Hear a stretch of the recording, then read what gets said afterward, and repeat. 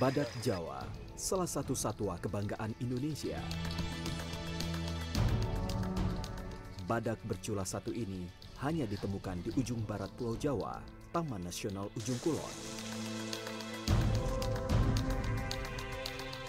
Kisah pelestarian badak Jawa di Taman Nasional Ujung Kulon pun tak lepas dari upaya bersama antara pemerintah dan masyarakat.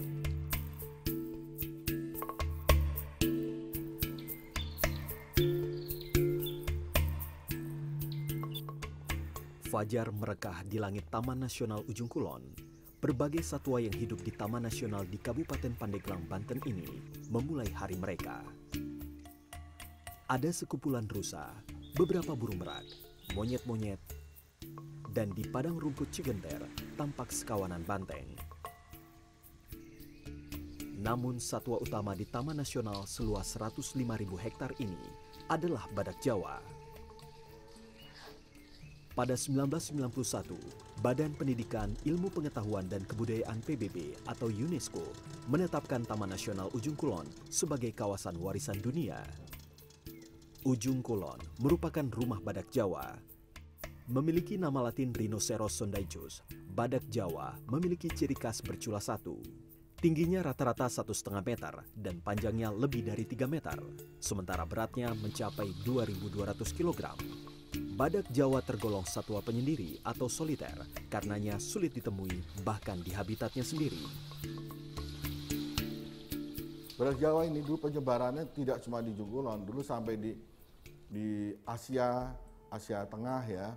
Ada badak Jawa terakhir di Vietnam yang mati tahun 2011. Cuma karena bentuk semenanjung adalah mengecil dan terkurung di sana, dia terselamatkan di Ujung Kulon. Jadi sekarang hanya ada di Semenanjung Ujung Kulon. Dulu saya datang tahun 2019 masih di bawah 70. Sekarang tiap tahun ada kelahiran. Terbukti dari adanya foto-foto video badak. Tahun 2019 itu kita bertambah sekitar 4 individu. Lalu tahun 2020 tambah 2 dan tahun lalu tambah 5. Jadi sekarang jumlahnya 76 individu. Kawasan konservasi Taman Nasional Ujung Kulon meliputi 3 wilayah, yaitu Pulau Panaitan, Pulau Handeulum, Pulau Handelem, dan Desa Ujung Jaya dengan 12 desa penyangga. Balai yang berada di bawah Kementerian Lingkungan Hidup dan Kehutanan ini bertugas menjaga dan melindungi kawasan Taman Nasional Ujung Kulon sebagai habitat badak. Jumlah badak Jawa yang sempat menyusut hingga 50 ekor membuat upaya konservasi membutuhkan kerja ekstra. Edukasi dan pelibatan masyarakat sekitar Taman Nasional diharapkan membuat badak terhindar dari perburuan dan populasinya bisa berkembang.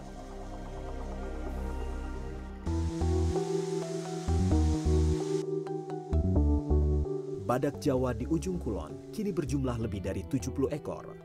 Namun populasi yang bertambah setiap tahun tidak selalu berarti kabar baik. Luas Taman Nasional Ujung Kulon tidak bertambah, sementara badak Jawa membutuhkan ruang jelajah yang luas. Seekor badak Jawa menjelajahi area seluas 15-20 km dalam sehari. Jika pertumbuhan populasi badak Jawa tidak dikendalikan dengan baik, jumlahnya bisa melebihi kapasitas Taman Nasional. Karenanya, dalam pelestarian yang penting bukan hanya segi kuantitas, tapi juga kualitas.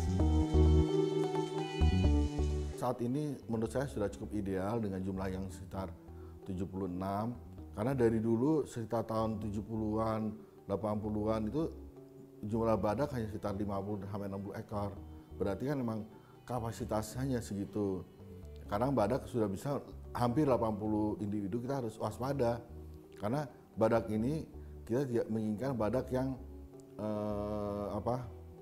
yang dari satu keturunan.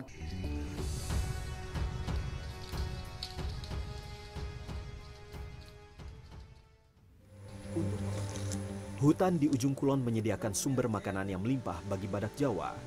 Berdasarkan data Balai Taman Nasional Ujung Kulon, badak mengkonsumsi lebih dari 200 jenis tanaman. Beberapa jenis di antaranya memiliki nama lokal lampeni, cente, dan sulangkar.